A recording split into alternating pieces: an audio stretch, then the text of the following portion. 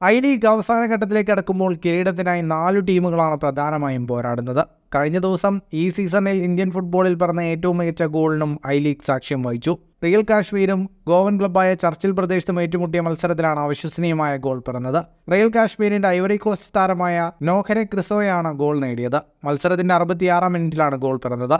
പിൻനിരയിൽ നിന്നും റിയൽ കാശ്മീർ മധ്യനിര താരമായ കാർലോസ് ലോംബ നൽകിയ പന്ത് ക്രിസോയുടെ കാലുകളിലാണ് എത്തിയത്. പന്ത് നിലം തൊടുന്നതിന് മുൻപ് 2 തവണ കൃത്യമായി കാലുകളിൽ ഒതുക്കി തിരിഞ്ഞ താരം നേരെ ഒരു വോളി ഷോട്ട് എടുത്തപ്പോൾ ഗോൾ കീപ്പർക്ക് അത് തടുക്കാൻ കഴിഞ്ഞില്ല.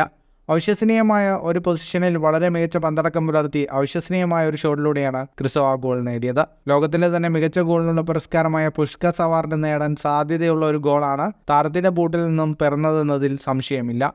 ഈ ഗോൾ പുഷ്കസ് നേടിയാൽ അത് ചരിത്രമായി മാറും. മത്സരത്തിൽ എതിരില്ലാത്ത 2 ഗോളുകൾക്കാണ് റിയൽ കാശ്മീർ വിജയം നേടിയത്.